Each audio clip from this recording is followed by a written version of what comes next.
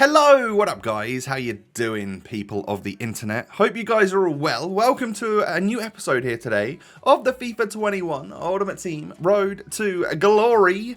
It's episode number 279 on this fine Friday the 11th of June, aka the start of Euro 2020.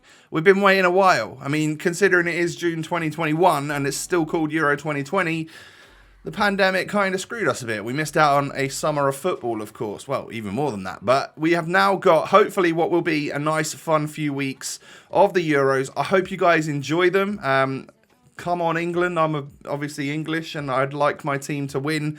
It would be good if it could come home. That'd be brilliant, actually. But good luck to you if you support another nation. You can let me know who you're rooting for down below in the comment section. And, of course, as we get into today's episode, do me a favor right at the start. Smash the thumbs up button. 4,000 likes for today's episode. It's a nice, fun one, so I'm sure you'll enjoy. Don't forget as well to subscribe to the channel if you're new around here. So, I wanted to get Nani into the starting 11, and I realised the way to do it is literally just to basically pull Zambrotta out, and then what that does, it means I need to pull a midfielder down to the centre-back spot, which we said we were going to try Goretzka there, and that then leaves me with only two sort of box-to-box midfielders and 4 attackers. And actually, that's a perfect excuse for me to change back to the 4-2-2 as opposed to doing this 4-3-1-2 thing, which has been messing up my records lately. So we're going to go back to the 4-2-2. I used Rana's tactics again. I've linked them before. You guys can go and find them on his channel if you want. We'll talk briefly through them in this episode today. But I had an idea to get this squad here. I'm not going to be that worried about Chem anymore, by the way, guys. We're past Tots now, so the players that we've got, their stats are all nuts. If I've got 95 Chem and a few players are on 7, I'm just not going to care that much. They'll all just still perform really well. But what I didn't realise when I got this squad built, and I got the loyalty on Cancelo, is that Walker was still on 5 Chem. So we're going to change it up in a minute. I'm actually going to reduce, I think, Coutinho's chemistry. He was on 10 in this squad. I'm going to reduce him down to 7 or 8 or whatever it is in order to bring Walker from 5 to 7 chem, because I would prefer that. I don't really want a player on 5 chem, because then they're getting really minimal boosts. So, yeah, you'll see what we do in a minute. But this is still how the squad is going to actually line up in game. I'm slowly changing it around. It took me a while to work through this extra little game mode here that is the puzzle of trying to figure out how to actually move up, down, left, right in this swap positions area. But yeah, I'm going to go like this. So Nani and Ronaldo are going to be my strike force. Going to go with the Portugueses for this weekend league, with Phil Coutinho at the left cam spot, Ousmane Dembele at the right cam spot, Sen, Kimmich, CDMs, and then Walker and Goretzka as my centre-backs this weekend.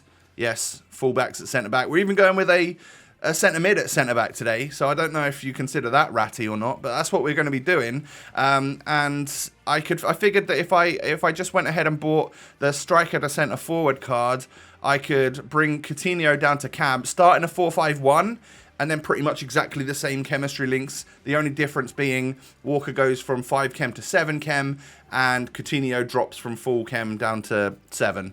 But it's just, I'm not that bothered about that, in all honesty. That'll be fine. I'd rather get Kyle Walker up. So I think we're going to be starting on 95, maybe 96 chemistry. I think it's going to be 96, because this is at a time where Cancelo was still at 6 chem. I then went and quit a bunch of squad battles games, got him up to 7 chem. So, you know, got him on the 10 game loyalty. And then, yeah, that's what we're going to be starting on. 96 chemistry to begin with, which won't make any difference whatsoever. So this is the game plan that I'm going to be playing the majority of my matches on. You can see this, you can sort of follow these if you want. We'll go through the instructions and the tactics, formations, all of that stuff throughout the next couple of minutes. But yeah, as you can see, we're going to go with Cancelo and Cuadrado as my fullbacks. Cuadrado being a 3-star weak foot, I'm not too sure how that is going to be, but we'll see. Him at left back. Basically, you go for nothing in particular on the strikers here, which is weird. I almost want to put them on get in behind, but I want them to also be making the runs which Rana's basically told me they would make. So, yeah, stay back while attacking on one of your DMs. Stay back while attacking on your fullbacks. And I think the cams were either balanced or come back on defense. I can't exactly remember. I'm sure you guys can pause it and find it throughout that. Or, of course, I'll try and link Rana's video, if I remember, down below in the description if you want a proper detailed version of it. But I've got 4-2-2s set up, so I'm not going to be changing formation. I'm going to go 4-2-2 this weekend in a defensive variance all the way up to a super attacking variance if we need to get goals. Ramos sold for more than I thought. I didn't think that 89s were 40 odd K, so to get 41,000 for him, really good. Brings us up to like 80K or something, and I thought I'll send it for one last little chance at an Ultimate Tots in some player picks. So I got 5 of them done. That didn't completely empty my club, but I didn't have many non-rares. So in fact, I actually put some full rare squads in to get these picks, as opposed to just, 7 non-rares and 2 rares, which was probably a little bit of a waste. But I haven't spent all of my players, so marquee matchups might be able to get done. Whatever upgrades and stuff we get from tomorrow's content, that might be able to get done as well. But as you can see, 5 of these player picks, not great so far. We've gone 82, 83, 81, 82, 83. We dropped back down to an 81. And then the final pick is team of the season. Oh, no, it's not. It's just Pacheco.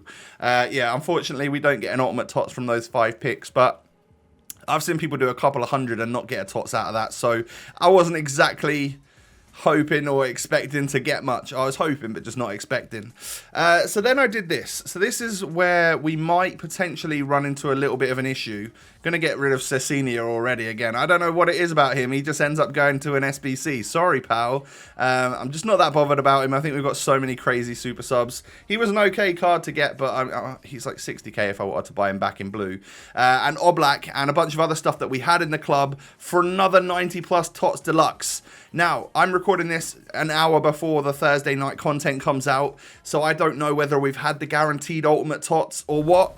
But from this one, we can get ourselves French striker from Spurs. That's not striker from PSG, is it? That's not Mbappe. Yeah, we end up getting Ndombele, which, to be fair, as it rolled around, I actually wasn't too displeased with. I thought that was all right. He's from Community Tots, obviously, so he hasn't got crazy boosts like some of the other Tots did get. Not that many of them did get crazy boosts this year. But he's a 90 rated. He's like the baseline of what we could have got here. But he's still like a 200k player. Decent Prem midfielder, French, potentially good links. I think what I'll do is I'll take Buendia out of my subs this weekend. He only just made it back in there, but I'm going to go with these guys as my subs. So no 5-star skillers there, only 4-star skills, 4-star weak foot players, and then Tap Sober, and I think Ndombele's 4-star, 3-star maybe? I don't know. But yeah, that was essentially what I'm going to go with for my bench this week. And I've also decided to change the kits around. I don't know why. I put this diamond ball on. I wanted to see how it looked in game, if I could see the ball properly, because some of the balls have different shadows and weird stuff, don't they? So I wanted to play a couple of games of Rivals with this new team, see if we were going down the right path with the formation, and obviously having like Nani in the squad, not playing Usman at striker, playing him as a wide cam. Is Coutinho quick enough as a wide cam? Well, I've got a Hunter on him, and he does have 99 pace, so I'm hoping he's actually pretty quick.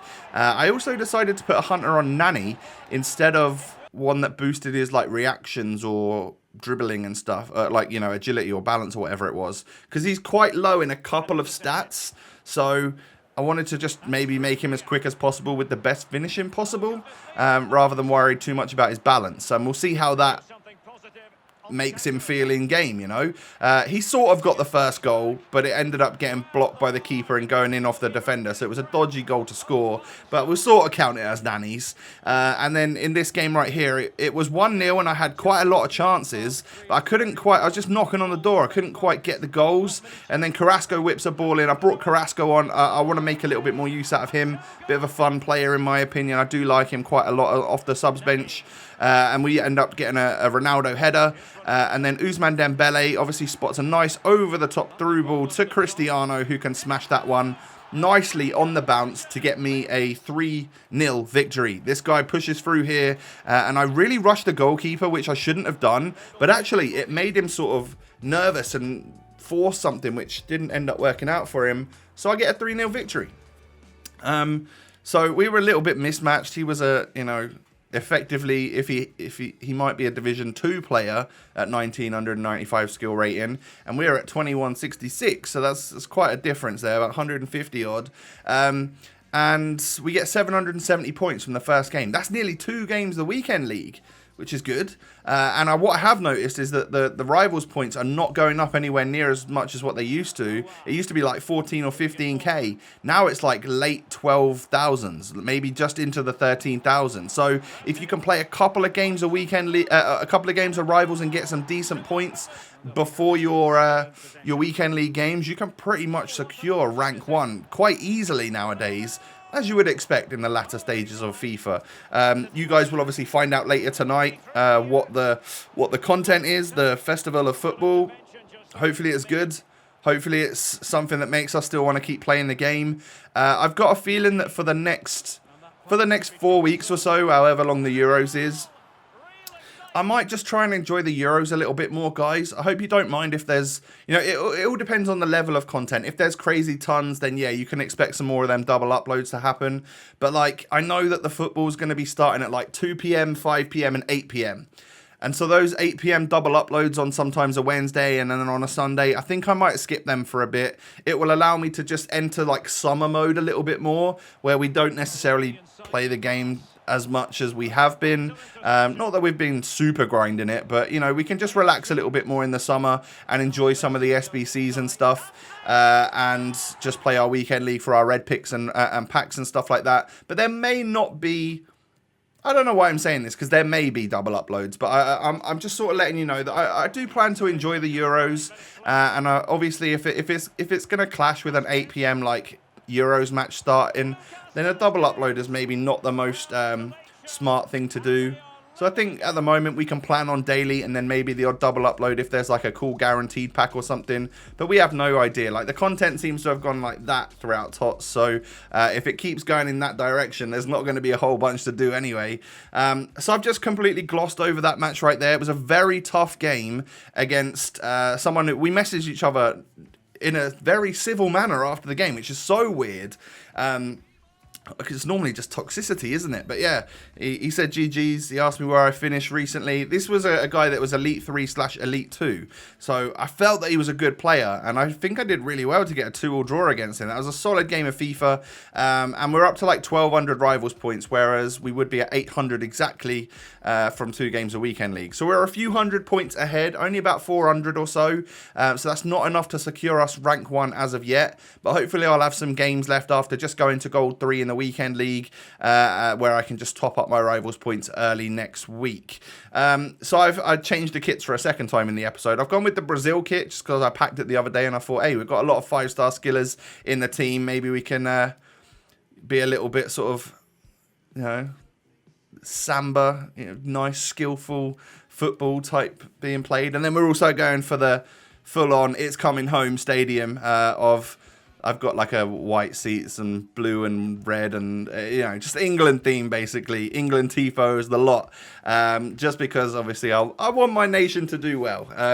It'll be nice, wouldn't it, if, for most of you out there are English that watch my videos. Some of you might be Scottish, and we've got you in the group, so that could be a really interesting one.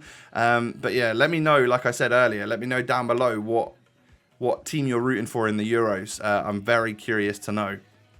And Nani didn't score officially. That first goal that we got this episode was kind of his. He felt all right. He didn't feel amazing. So I'm if things aren't going quite so well in the weekend league, then we could always potentially move him to one of them wide cam spots and put Ousmane Dembele up front. That could obviously work nicely. But yeah, 4-2-2 felt quite nice. It felt pretty sturdy, which I'm happy about. Goretzka felt great at centre back. Him and Walker are obviously going to do work for me this weekend, hopefully at least. And that's going to wrap things up for the episode for today. Can you do me a huge favour and smash the thumbs up button?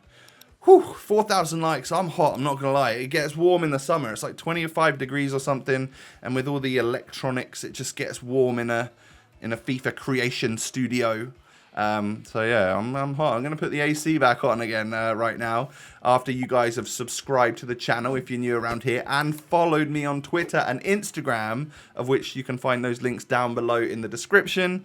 Only thing left to say is that I hope you guys have a wonderful day, enjoy the Euros, which starts tonight. Enjoy the new promo, which starts tonight. Hopefully it could be a good, fun Friday, right? You know, hopefully it doesn't all just sort of dwindle and we don't like it. That would not be the play. Anyway, hopefully fingers crossed for a good day, and I'll catch you again tomorrow for another episode. Peace.